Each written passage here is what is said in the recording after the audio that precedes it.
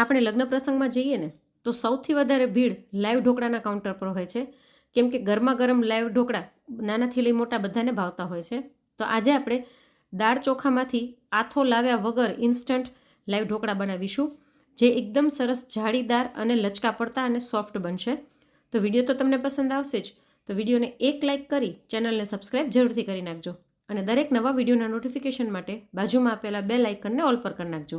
તો ચલો રેસીપીની શરૂઆત કરી દઈએ. સૌથી પહેલાં આપણે માપ જોઈ લઈશું. અહીં મેં 2 વાટકી જેટલા કૃષ્ણ કમોદ ચોખા લીધેલા છે. તમે જીરાસર, કણકી, ખીચડિયા કોઈ પણ ચોખા લઈ શકો છો, બાસમતી સિવાયના.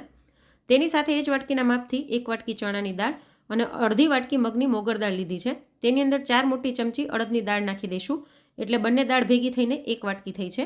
એટલે 2 વાટકી ચોખાની સામે 2 વાટકી આપણે દાળ લીધેલી છે, જેમાં 3 પ્રકારની આપણે દાળ લીધી છે. હવે એક જાડા તળિયાવાળી કડાઈમાં આપણે આ ચોખા અને દાળ બધું નાખી દઈશું અને પછી ગેસની ફ્લેમ ચાલુ કરીશું અને સ્લો ટુ મીડિયમ ફ્લેમ પર આપણે આને 7 થી 8 મિનિટ શેકવાનું છે. આવી રીતના શેકવાથી એક તો તેનું મોઇશ્ચર દૂર થઈ જશે, જેના કારણે આપણું આ જે પ્રીમિક્સ છે તે લાંબા સમય સુધી ખરાબ નહીં થાય, અને પ્લસમાં જ્યારે પણ આપણે ઢોકળા બનાવીશું ને તો જે દાળ અને ચોખાની કચાશ લાગતી હોય ને તે નહીં લાગે. કન્ટિન્યુઅસ હલાવતા રહીને 7 થી 8 મિનિટ જેવું થઈ ગયું છે. તો ગેસની ફ્લેમ બંધ કરી અને હવે આની અંદર અડધી વાટકી પૌવા નાખી દઈશું. બટેટા પૌવાના જે પૌવા હોય તે જ લીધેલા છે, અને 1 વાટકી જેટલી ઝીણી સોજી નાખી દઈશું. સોજીના કારણે ઢોકળા અંદરથી સરસ જાળીદાર થશે અને પૌવાના કારણે એકદમ સરસ પોચા અને લચકા પડતા થશે. એટલે આ 2 વસ્તુ જરૂરથી એડ કરવાની. આપણી કડાઈ અને અનાજ બંને ગરમ હોવાથી પૌવા અને સોજી જે નાખ્યા છે તે સરસ શેકાઈ જશે.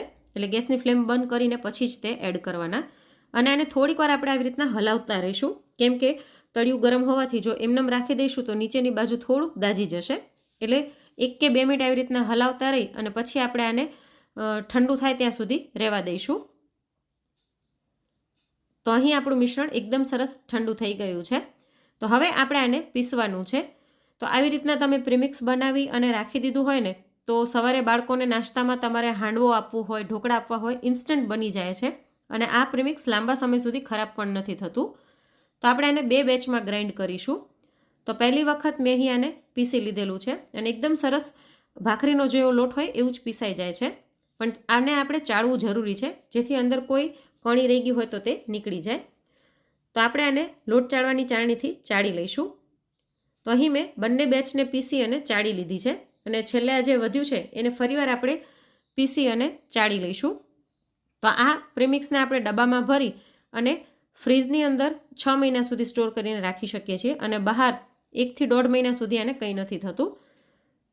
તો આ આપણું પ્રીમિક્સ તૈયાર થઈ ગયું છે. અત્યારે આ જ પ્રીમિક્સનો ઉપયોગ કરી અને આપણે ઇન્સ્ટન્ટ લાઈવ ઢોકળા બનાવીશું. તો એના માટે એક બાઉલ લઈ લઈએ. તેની અંદર 2 કપ જેટલું આ પ્રીમિક્સ લઈ લઈશું, અને તેની અંદર આપણે 1.5 કપ જેટલી ખાટી છાશ નાખીશું. કેમ કે આપણે આથો નથી લાવવાના, એટલે સાધારણ ખટાશ માટે આપણે ખાટી છાશ લઈ રહ્યા છીએ. તમારી પાસે ખાટી છાશ ન હોય તો તમે અડધું લીંબુનું ફાડું પણ નીચોવી શકો છો. આને બરાબર મિક્સ કરી લઈએ, અને હવે આની અંદર આપણે ગરમ પાણી નાખવાનું છે. તો લગભગ 1 કપ જેટલું ગરમ પાણી જશે, તો અડધું અડધું કરીને આપણે નાખીશું. ગરમ પાણી નાખવાથી દાળ અને ચોખાની જે કણી હોય ને એ સરસ ફૂલી જશે, અને જેના કારણે આપણા ઢોકળા સરસ થશે ને સ્વાદ પણ સરસ આવશે. તો મેં અહીં 1 કપ ટોટલ પાણી નાખીને આને મિક્સ કરી લીધું છે. હવે આપણે આને હાથેથી ફેંટી લઈશું. હાથની ગરમીના કારણે ઢોકળાનું ટેક્સચર સરસ આવશે. જો તમારે આથાવાળા ઢોકળા કરવા હોય ને તો આવી રીતના તમે ફેંટીને અને ઢાંકીને 6 થી 7 કલાક રેસ્ટ માટે રાખી શકો છો. તો આ રીતનું આપણું ખીરું તૈયાર થઈ ગયું છે. તો હવે આપણે આને ઢાંકી અને 1 કલાક માટે રહેવા દઈશું. તમારી પાસે વધારે ટાઈમ ન હોય તો અડધી કલાક રાખો તો પણ ચાલે. તો અત્યારે આને સાઈડમાં રાખીને આપણે સરસ મજાની ચટણી બનાવી લઈએ. તો ખાંડણીમાં 1 મુઠ્ઠી લસણની કળી, સ્વાદ પ્રમાણે મીઠું અને 1.5 ચમચી લાલ મરચું પાવડર નાખી અને આને ખાંડી લઈશું. તો અહીં મેં આને ખાંડી લીધું છે. આની અંદર 3 ચમચી પાણી નાખી અને આને બરાબર મિક્સ કરી લઈશું. આને આપણે મિક્સરમાં ગ્રાઇન્ડ નહીં કરવાની, કેમ કે આ ચટણી અધકચરી હોય ને તો ખાવામાં મજા આવતી હોય છે. તો સરસ મિક્સ થઈ ગયું છે. હવે ચટણીનો વઘાર કરવા માટે આપણે કડાઈમાં 2 થી 3 ચમચી જેટલું શીંગ તેલ લઈ લઈશું. ચટણીનો વઘાર હંમેશા શીંગ તેલમાં કરવાનો, તેનો સ્વાદ સરસ આવે છે. તેલ ગરમ થાય એટલે 5 ચમચી અધકચરેલા આખા ધાણા અને 5 ચમચી જીરું નાખી દઈશું, અને આ બંનેને સરસ ફૂટવા દઈશું. ધાણા નાખવાથી એની તાસીર ઠંડી હોવાના કારણે લસણની ચટણી એક તો ગરમ નથી લાગતી અને પ્લસમાં સ્વાદ પણ સરસ આવે છે. સાથે 5 ચમચી હિંગ નાખી અને ગેસની ફ્લેમ એકદમ સ્લો કરી અને આપણે જે ચટણી તૈયાર કરીને રાખી હતી ત્યાંની અંદર નાખી દઈશું. આને બરાબર મિક્સ કરી ફરીવાર આની અંદર 2 થી 3 ચમચી પાણી એડ કરી દઈએ. તમારે ચટણીની કન્સિસ્ટન્સી જેવી જોઈતી હોય એ પ્રમાણે તમે પાણી એડ કરી શકો છો. હવે આને સ્લો ફ્લેમ પર તેલ છૂટું પડે ત્યાં સુધી ઉકળવા દઈએ.